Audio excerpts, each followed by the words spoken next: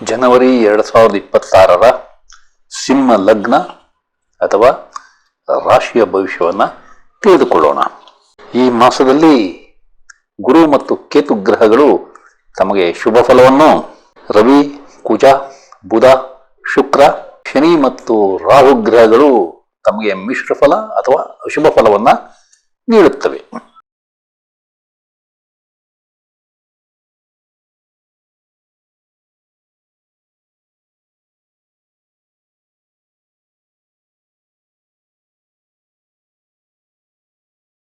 ಆತ್ಮೀಯರೇ, ತಮಗೆಲ್ಲ ಹೊಸ ವರ್ಷದ ಆರ್ಥಿಕ ಶುಭಾಶಯಗಳನ್ನು ತಿಳಿಸುತ್ತಾ ನನ್ನ YouTube channel astro secret by Shiva ಚಾನಲ್ಗೆ ಸ್ವಾಗತ ಕೋರುತ್ತಿದ್ದೇನೆ. ಆತ್ಮೀಯರೇ, ಹಲವಾರು ವರ್ಷಗಳಿಂದ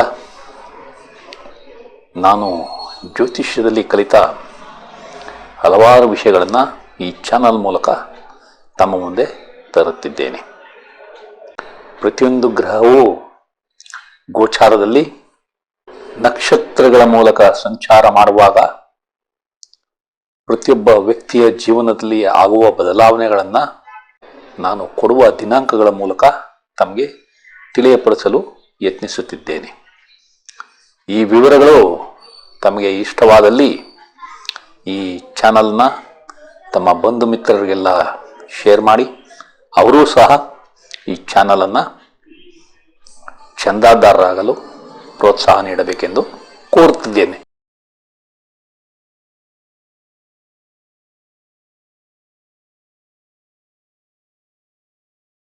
ಜನವರಿ 2026 ಮಾಸದಲ್ಲಿ ಬದಲಾವಣೆ ತರುವ ದಿನಾಂಕಗಳು 7, 11, 12, 13, 15, 16, 18, 20, 24, 25 ಮತ್ತು 29 ಈ ದಿನಾಂಕಗಳನ್ನ ಒಂದೆಡೆ ಬರೆದಿಟ್ಟುಕೊಂಡು ಆ ದಿನಗಳಲ್ಲಿ ಅಥವಾ ಆ ದಿನಗಳ ನಂತರ ನಡೆಯುವ ಘಟನೆಗಳ ಬಗ್ಗೆ ಸೂಕ್ಷ್ಮವಾಗಿ ಪರಿಶೀಲನೆ ಮಾಡಿ. ಜನವರಿ 2026 ಮಾಸದ ವಿಶೇಷತೆ ಏನೆಂದರೆ, ಈ ಮಾಸದಲ್ಲಿ ಗುರುಗ್ರಹವು ತನ್ನ ಸ್ವಂತ ನಕ್ಷತ್ರವಾದ ಪುನರ್ವಸು ನಕ್ಷತ್ರದಲ್ಲಿ ಮಿಥುನ ರಾಶಿಯಲ್ಲಿ ವಕ್ರ ಸಂಚಾರವನ್ನ ಮುಂದುವರಿಸಲಿದೆ. ರವಿ, ಕುಜ, ಬುಧ ಮತ್ತು ಶುಕ್ರ ಗ್ರಹಗಳು ಧನುರಾಶಿ ಅಥವಾ ಮಕರ ರಾಶಿಯಲ್ಲಿಯೇ ಈ ಮಾಸ ಪೂರ್ತಿ ಸಂಚಾರ ಮಾಡುತ್ತವೆ. ಅಂದರೆ ಒಂದು ರಾಶಿಯಲ್ಲಿ 4 ಗ್ರಹಗಳು ಸ್ಥಿತವಾಗಿರುತ್ತವೆ. ಆದ್ದರಿಂದ ತಾವು ಆದಷ್ಟು ಹುಷಾರಾಗಿ ವ್ಯವಹಾರವನ್ನು ಮಾಡಿ. ಮೊದಲಿಗೆ ಕಳೆದ ಮಾಸಗಳಲ್ಲಿ ನಾನು ತಮ್ಮ ಮುಂದೆ ತಿಳಿಸಿದ ದಿನಾಂಕಗಳಂದು ಅಥವಾ ಆ ದಿನಾಂಕಗಳ ನಂತರ ಆದ ಬದಲಾವಣೆಗಳನ್ನು ಸಂಕ್ಷಿಪ್ತವಾಗಿ ತಿಳಿದುಕೊಳ್ಳೋಣ. ಮೊದಲಿಗೆ ನವೆಂಬರ್ 23ರಂದು ಇಥಿಯೋಪಿಯಾದಲ್ಲಿ ವಾಲ್ಕೆನೋ ಅಥವಾ ಜ್ವಾಲಾಮುಖಿ ಸ್ಫೋಟಗೊಂಡು ಅದರ ಧೂಳಿನ ಕಣಗಳು ಭಾರತಕ್ಕೂ ಪ್ರವೇಶಿಸಿ ವಿಮಾನ ಸಂಚಾರಕ್ಕೆ ತೊಂದರೆ ಉಂಟು ಮಾಡಿದ್ದು. ನಂತರ ನವೆಂಬರ್ 20, 2025ರಂದು ನಿತೀಶ್ ಕುಮಾರ್ ಅವರು ಬಿಹಾರದ ಮುಖ್ಯಮಂತ್ರಿಯಾಗಿ 10ನೇ ಸಲ ಪ್ರಮಾಣ ವಚನ ಸ್ವೀಕಾರ ಮಾಡಿದ್ದು. ಇದು ಒಂದು ದಾಖಲೆ ಸರಿ. ನವೆಂಬರ್ 25, 2025ರಂದು ಅಯೋಧ್ಯೆಯಲ್ಲಿ ನಿರ್ಮಿಸಿರುವ ರಾಮ ಮಂದಿರದ ನಿರ್ಮಾಣ ಕಾರ್ಯ ಮುಕ್ತಾಯಗೊಂಡಿದ್ದು. ಆ ದಿನ ಅದ್ದೂರಿ ಸಮಾರಂಭ ಏರ್ಪಡಿಸಿ ಕೇಸರಿ ಧ್ವಜವನ್ನ ಗೋಪುರದಲ್ಲಿ ಹಾರಾಟ ಮಾಡಿಸಲಾಯಿತು. ನಂತರ ನವೆಂಬರ್ 28, 2025ರಂದು ಸೈಕ್ಲೋನ್ ದಿತ್ವಾ ಶ್ರೀಲಂಕಾದಲ್ಲಿ ಅಪಾರ ಹಾನಿ ಉಂಟು ಮಾಡಿ ಭಾರತವನ್ನ ಪ್ರವೇಶಿಸಿ ಇಲ್ಲೂ ಸಹ ತನ್ನ ಆರ್ಭಟವನ್ನ ತೋರಿಸಿದೆ. ಡಿಸೆಂಬರ್ ತಿಂಗಳ ಮೊದಲ ವಾರದಲ್ಲಿ ಇಂಡಿಗೋ ವಿಮಾನಗಳ ತೊಂದರೆಯನ್ನ ಪ್ರಯಾಣಿಕರು ಅನುಭವಿಸಬೇಕಾಗಿದ್ದು. ಇದರಿಂದ ಹಲವಾರು ವ್ಯಕ್ತಿಗಳ ಜೀವನದಲ್ಲಿ ಅಲ್ಲೋಲ ಕಲ್ಲೋಲವೇ ಉಂಟಾಗಿದೆ. ನಡೆಯಬೇಕಾದ ಹಲವಾರು ಮದುವೆಗಳು ಸರಿಯಾಗಿ ನಡೆಯಲು ಸಾಧ್ಯವಾಗಲಿಲ್ಲ. 7 ಡಿಸೆಂಬರ್ 2025ರಂದು ಭಾರತ ದಕ್ಷಿಣ ಆಫ್ರಿಕಾದ ಮೇಲೆ ಒನ್ ಡೇ ಮ್ಯಾಚ್ಗಳಲ್ಲಿ ಕ್ರಿಕೆಟ್ನಲ್ಲಿ ಜಯವನ್ನು ಸಾಧಿಸಿರುವುದು.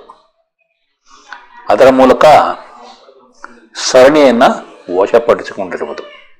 ಇದರಲ್ಲಿ ವಿಶೇಷವೇನೆಂದರೆ ಭಾರತ ಈ ಪಂದ್ಯಕ್ಕೂ ಮೊದಲು 15 ಪಂದ್ಯಗಳಲ್ಲಿ ಟಾಸನ್ನು ಸೋತಿತ್ತು. ಇದು ಒಂದು ವಿಶ್ವ ದಾಖಲೆ. ಈ ಪಂದ್ಯದಲ್ಲಿ ರಾಹುಲ್ ರವರು ಕ್ಯಾಪ್ಟನ್ ಆಗಿ ಎಡಗೈಯಲ್ಲಿ ನಾಣ್ಯವನ್ನು ಚಿಮ್ಮಿಸಿ ಟಾಸನ್ನು ಗೆದ್ದಿದ್ದು. ಡಿಸೆಂಬರ್ 13, 2025ರಂದು ಆಸ್ಟ್ರೇಲಿಯಾದ ಸಿಡ್ನಿಯ ಪೊಂಡಿ ಬೀಚ್ನಲ್ಲಿ ಪಾಕಿಸ್ತಾನದ ವ್ಯಕ್ತಿಗಳು ಆ ಬೀಚ್ನಲ್ಲಿ ಪ್ರಾರ್ಥನೆ ಸಲ್ಲಿಸಲು ಬಂದಿದ್ದ ಯಹೂದಿಗಳ ಮೇಲೆ ಮನಸೋ ಇಚ್ಛೆ ದಾಳಿ ಮಾಡಿ 15ಕ್ಕೂ ಹೆಚ್ಚು ಜನರ ಕೊಲೆ ಮಾಡಿದ್ದು. ಇದು ಬಹಳ ದುಃಖಕರವಾದ ವಿಷಯ. ಅದೇ ರೀತಿ ಡಿಸೆಂಬರ್ 15, 2025ರಂದು ಭಾರತದ ರೂಪಾಯಿ $1ಗೆ 90 ಇದು ಸಾರ್ವಕಾಲಿಕ ದಾಖಲೆ. ಡಿಸೆಂಬರ್ 19, 2025ರಂದು ಭಾರತ ಅದೇ ದಕ್ಷಿಣ ಆಫ್ರಿಕಾದ ತಂಡದ ಮೇಲೆ ಕ್ರಿಕೆಟ್ನಲ್ಲಿ T20 ಕ್ರಿಕೆಟ್ನಲ್ಲಿ ಅದ್ಭುತವಾಗಿ ಆಟವಾಡಿ ಸರಣಿ ಜಯವನ್ನು ಗಳಿಸಿದ್ದು. ಈ ಪಂದ್ಯದಲ್ಲಿ ಹಾರ್ದಿಕ್ ಪಾಂಡ್ಯರವರು ಪಂದ್ಯ ಪುರುಷೋತ್ತಮ ಹಾಗೂ ವರುಣ್ ಚಕ್ರವರ್ತಿರವರು ಸರಣಿ ಪುರುಷೋತ್ತಮ ಆಗಿದ್ದು ವಿಶೇಷ. ಈಗ ನಿಫ್ಟಿ ವಿಷಯಕ್ಕೆ ಬಂದರೆ ನವೆಂಬರ್ 20ರಂದು 26,246 ಅಂಕದ ಹೈಯನ್ನ ಟಚ್ ಮಾಡಿತ್ತು. ಅದೇ ನವೆಂಬರ್ 24ರಂದು 25,912 ಅಂಕಗಳ ಲೋ ಅನ್ನ ಟಚ್ ಮಾಡಿದೆ. ನಂತರ ನವೆಂಬರ್ 25, 2025ರಂದು 25,857 ಅಂಕಗಳ ಲೋ ಟಚ್ ಮಾಡಿದೆ. ಮರುದಿನ ಅಂದರೆ 26 ನವೆಂಬರ್ 2025ರಂದು 26,215 ಅಂಕಗಳ ಹೈ ಟಚ್ ಮಾಡಿದೆ. ಒಟ್ಟು ಆ ದಿನ 320 ಅಂಕಗಳ ಗಳಿಕೆಯನ್ನ ಕಂಡಿದೆ. ಡಿಸೆಂಬರ್ 1ರಂದು 26,325 ಅಂಕಗಳ ಸಾರ್ವಕಾಲಿಕ ದಾಖಲೆಯನ್ನ ತಲುಪಿದೆ. ಅದೇ 3 ಡಿಸೆಂಬರ್ 2025ರಂದು 25,891 ಅಂಕಗಳ ಲೋ ಟಚ್ ಮಾಡಿದೆ.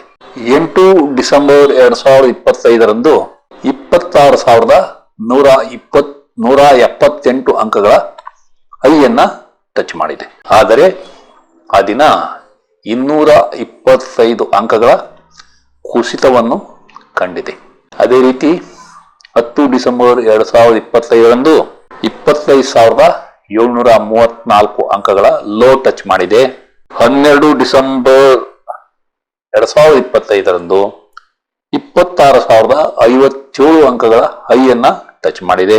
ಕೊನೆಯದಾಗಿ 16 ಡಿಸೆಂಬರ್ 2025ರಂದು 25,834 ಅಂಕಗಳ ಲೋ ಅನ್ನ ಟಚ್ ಮಾಡಿ ನಿಫ್ಟಿ 25,800ರಿಂದ 26,300 ಅಂಕಗಳ ಮಧ್ಯದಲ್ಲಿಯೇ, ಅಂದರೆ 500 ಅಂಕಗಳ ಮಧ್ಯದಲ್ಲಿಯೇ ಓಡಾಡುತ್ತಿದೆ.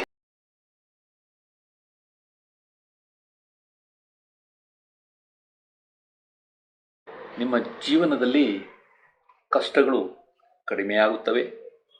ನೀವು ಅಕ್ಕಪಕ್ಕದ ಮನೆಯವರ ಜೊತೆ ಒಳ್ಳೆಯ ಸಂಬಂಧವನ್ನು ಹೊಂದುತ್ತೀರಿ.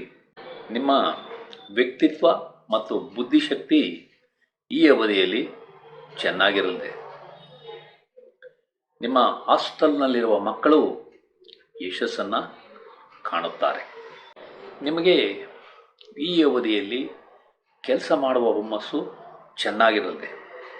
ನಿಮ್ಮ ಬುದ್ಧಿಮತ್ತೆ ಚುರುಕಾಗಿ ಓದುವ ಹಂಬಲ ಕೂಡ ಚೆನ್ನಾಗಿರಲಿದೆ. ಈ ಅವಧಿಯಲ್ಲಿ ನಿಮ್ಮ ಧೈರ್ಯ ಹೆಚ್ಚಾಗಿರುತ್ತದೆ. ನೀವು ಪತ್ರ ವ್ಯವಹಾರಗಳನ್ನು ಮಾಡುತ್ತಿದ್ದರೆ ಈ ಅವಧಿಯಲ್ಲಿ ಯಶಸ್ಸನ್ನು ಕಾಣುತ್ತೀರಿ. ನೀವು ಮನೆ ಮಾರಾಟ ಮತ್ತು ಮನೆಯ ಬದಲಾವಣೆಯನ್ನು ಈ ಅವಧಿಯಲ್ಲಿ ಮಾಡಬಹುದು. ನೀವು ಅಗ್ರಿಮೆಂಟ್ಗಳ ಸಹಿಗಾಗಿ ಯತ್ನಿಸುತ್ತಿದ್ದರೆ ಅದು ಈ ಅವಧಿಯಲ್ಲಿ ಸಾಧ್ಯವಿದೆ. ನೀವು ಆಸ್ತಿ ವಿಭಜನೆ ಮಾಡಬೇಕೆಂದಿದ್ದರೆ ಅದು ಈ ಅವಧಿಯಲ್ಲಿ ಯಶಸ್ಸನ್ನು ತಂದುಕೊಡಲಿದೆ. ನಿಮ್ಮ ಕುಟುಂಬದಲ್ಲಿ ಸಂತಾನವಾಗಿ ಸಂತೋಷವನ್ನು ಹೊಂದುತ್ತೀರಿ. ನೀವು ಸಿನಿಮಾ ಧಾರಾವಾಹಿಗಳಲ್ಲಿ ಕೆಲಸ ಮಾಡುತ್ತಿದ್ದರೆ ಮತ್ತು ಕ್ರೀಡಾಪಟುವಾಗಿದ್ದರೆ ಈ ಅವಧಿಯಲ್ಲಿ ಉತ್ತಮ ಯಶಸ್ಸನ್ನು ಪಡೆಯುತ್ತೀರಿ.